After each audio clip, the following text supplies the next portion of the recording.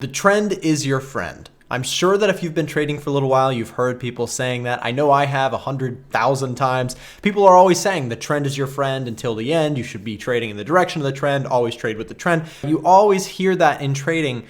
But what does it actually mean? What does it mean to be trading with the trend? How do you actually trade with the trend? And how could you potentially increase your chances of success as a trader by trading in the direction of dominant market energy? In today's video, guys, I'm super excited to talk about this topic. I love talking about trend following. There's some very big differences, though, between trading with a trend, trading with a long-term trend, true trend following, and a couple other things that we're going to get into today's video. Let's go ahead and dive into trend following right now.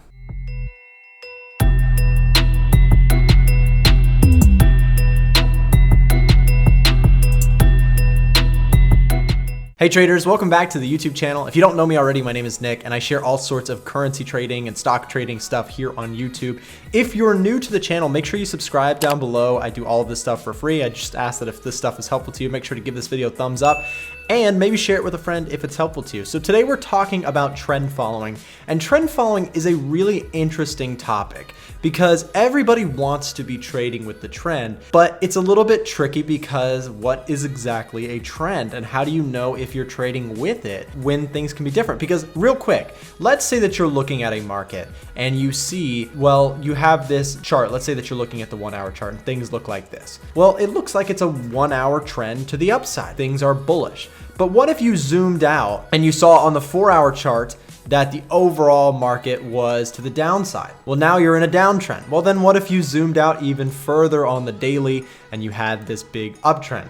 Well, it gets a little bit confusing pretty quick, right? When you have different ideas of what the trend actually is, it very quickly becomes a question of, am I actually trading with the trend?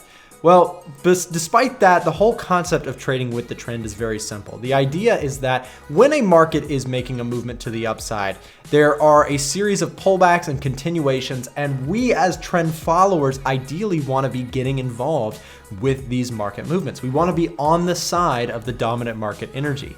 The idea here is that typically a good analogy that I've heard is like, you don't want to try and jump in front of a train, you'd rather just jump on board. So if you see this massive movement to the upside, like we've seen recently on gold, if you're watching this when this video is posted recently, gold has been making a serious move to the upside and it's been trending like crazy up and up and up, and trying to short that has been a very tough game.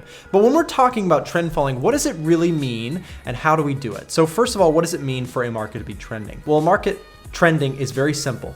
It is either strongly moving to the upside or it is strongly moving to the downside. Now your time frame is going to be interesting here. Let's go ahead and take it over to a chart really quick. Let's say that we're looking here at the Euro USD. Well, if you zoom in right here, this right here is a daily downtrend. But if you broke this down into pieces, you might have a series of shorter term uptrends and shorter term downtrends. So the question would be, how do we trade with this?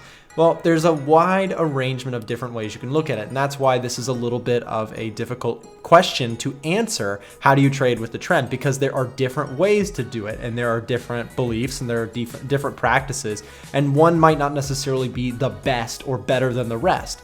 So for me, I'll define it how I would say trading with the trend typically goes. I keep it very simple. You can see this big red line here on the chart. This is the 200 period simple moving average, and typically what I use this thing for is a long-term trend directional bias. So if we zoom back here on Euro USD, you can see that we crossed above the 200 period SMA to the bullish side, and what do we get? Well, we got a serious move to the upside, and that market continued to make a move higher.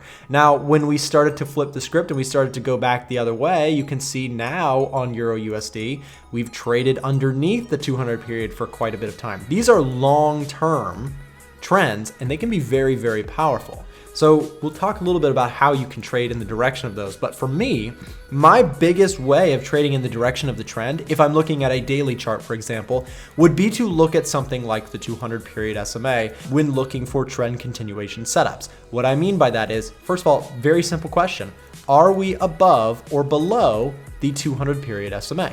If we are below and we want to be trend following, we want to be going with the market, it would probably make more sense that we trade in the direction of that 200 period SMA. Again, that's my own personal approach. I keep it very, very simple. If price is underneath, I would consider that a bearish long-term trend. And if price is trading above, I would consider that a bullish long-term trend.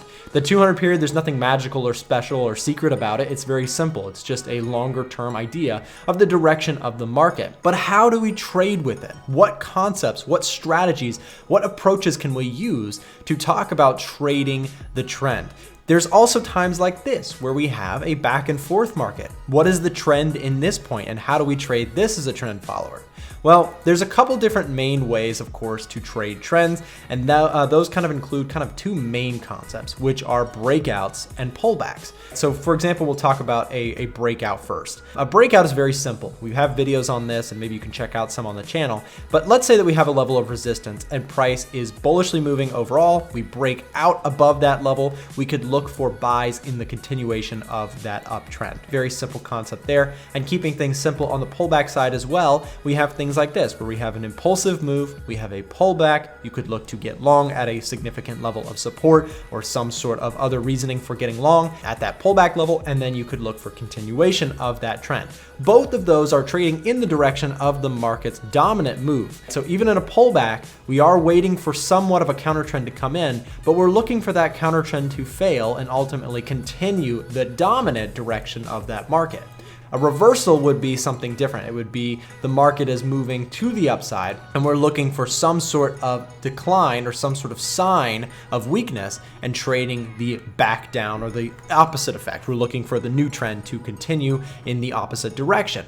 Now, when we are talking about pullbacks and breakouts, that is probably your most common and in fact, possibly the only two real ways people trade trends is you're looking for that continuation, either catching the break, buying as it starts to move up, or buying the pullback as things start to come down, if you're talking about a bullish trend, and then we would just flip it for a bearish market. So when we're talking about trading with the trend though, there are some things that are very important to talk about. Are you going to be using a hard stop and a hard take profit? What I mean by that is, let's just go back with our example here on the pullback. Let's say that you got in long and you had a nice little entry here, right? You buy here and you decide, okay, well, I want to buy and I want to put a stop underneath here. Well, then the question would be, well, are you going to put a target on your trade? And if so, where? You could go for 2 to 1s, you could go for 3 to 1s, you could go for structure, right? Targeting structure levels. Depends really on your own strategy. There's a wide arrangement or approaches that you can use here. One not necessarily being better than the rest. Sometimes people are asking, Nick, just tell me the strategy to get in and get out so that I can make money. And it's not that simple, because there are different things that are going to work better in certain markets. There are things that are going to work better at certain time frames, right? You have different arrangements, and that's where you have to go take the time to study your specific approach. But what we're talking about here is the simple concept of trading in the direction of the momentum of a market and how you can do that effectively. The question is, of course, where are you going to put that stop? For me, I like to put it underneath structure. That might be a decent approach. So for example, I would use this stop and say, okay, we have support in this area. If price decides to decline, then no worries, I stop out of the trade there. On the flip side, you have the question of where do you put a take profit? And even bigger of a question, do you even use a take profit? Let me talk a little bit about what kind of the difference between trading with the trend is and true trend following.